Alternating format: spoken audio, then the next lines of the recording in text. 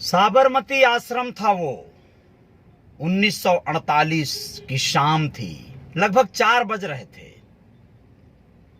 1948 देश आजाद हो चुका था। 1947 में ही हमें स्वतंत्रता मिल गई थी अंग्रेजों की गुलामी से।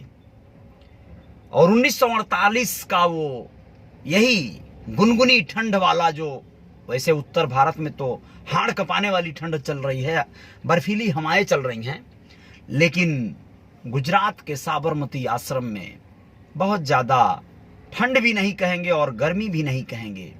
शाम का समय था। शाम की प्रार्थना के लिए बापू अपने अनुयायियों के साथ आगे बढ़ रहे थे। तभी अचानक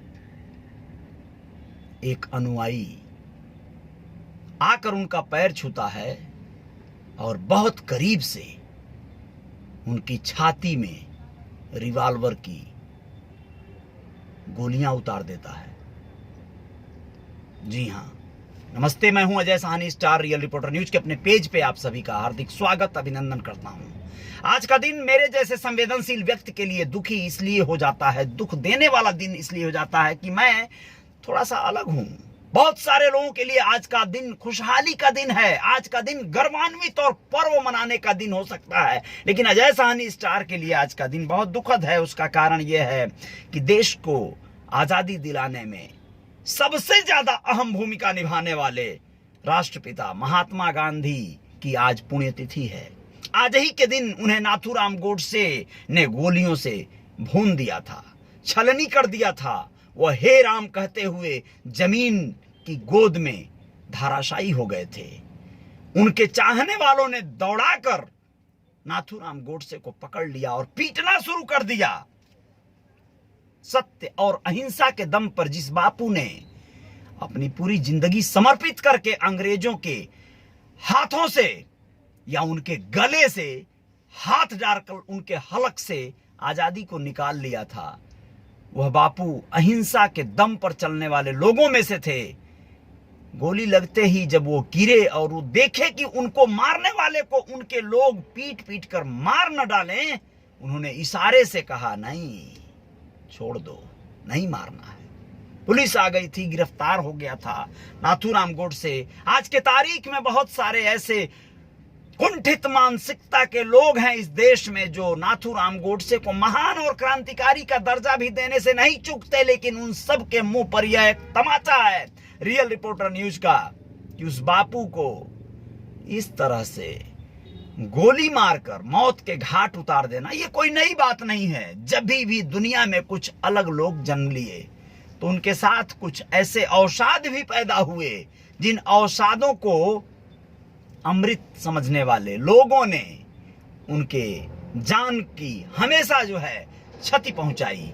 और ऐसा अन्य देशों में भी हुआ है, तमाम क्रांतिकारियों के साथ ऐसा हुआ है, तमाम ऐसे स्वतंत्रता संग्राम सेनानियों के साथ ऐसा हुआ है कि कुछ लोगों ने उन्हें मौत के घाट उतार दिया, क्योंकि बंटवारे और बांट और बंदर बांट के खेल में वह जो है एक पक्ष को खुश नहीं कर पाए।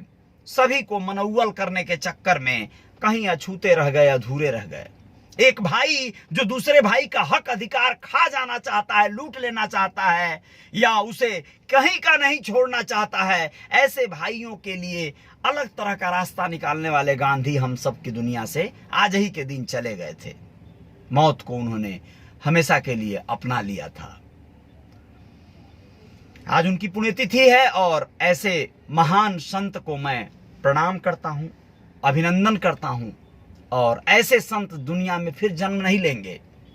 ऐसे संत, ऐसे महान लोग, जहां पर नेता आजकल अपनी कोट और टाई उतार कर लंगोट पहनना छोड़िए, पैजामा और कुर्ता पहनकर किर्च लगाकर चल दे रहे हैं, नेता बनने की राह पर निकल जा रहे हैं, वहीं पर बापू ने कोट और टाई छोड़कर धोती पहन लिया था।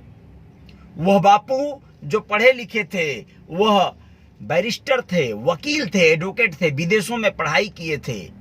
वो अपने जीवन को ही सिर्फ जीना चाहते तो बड़े रसूख से पान पत्ता खाते हुए, जिस तरह कोर्ट कचहरी में आजकल वकीलों को आप लोग देख लेंगे, पैसे के लिए किसी भी तरह का केस हाथों में लेते हुए वकीलों को आप लोग देख लेंगे।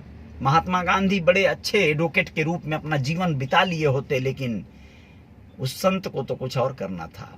नोटों पे छप जाना था। संयोग हुआ कि नोटों पे छप गए, नहीं तो हम लोग उनको भूल जाते, बहुत पहले ही भूल गए होते। भूल जाते नहीं, भूल गए होते। लेकिन चलिए, बहुत अच्छी बात है, धन्यवाद है। उस बापू को विनम्र श्रद्धांजलि। आप लोग अपना ख्याल रखिएगा, अपना परिवार, अपने बच्चों का ख्याल रखिएगा। आपके जीवन में जय जयकार होती रहे, इसका प्रयास करिएगा।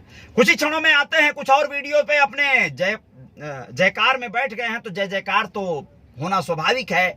सन of Mallah Mukesh Sahani VIP party यानी विकासशील इंसान पार्टी के जो मुखिया हैं, उनके बारे में कुछ खबरों को लेकर और बताएंगे। कुछ लोगों के प्रश्नों का जवाब जो लोगों ने व्यक्तिगत तौर पर किया, पोस्ट में कमेंट करके किया कि क्यों आप बदलते रहते हैं, यहां से वहां होते रहते हैं, बताना चाहेंगे।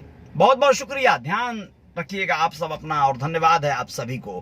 पेगासस जो एक मामला बहुत तेजी से उठा था, जासूसी करने का एक सॉफ्टवेयर है जिससे इजराइल से भारत सरकार ने खरीदा था, उस पर भी बात करेंगे। जय जयकार जारी रहेगी। बहुत बहुत शुक्रिया, आभार आप सभी का। जय हिंद, जय भारत।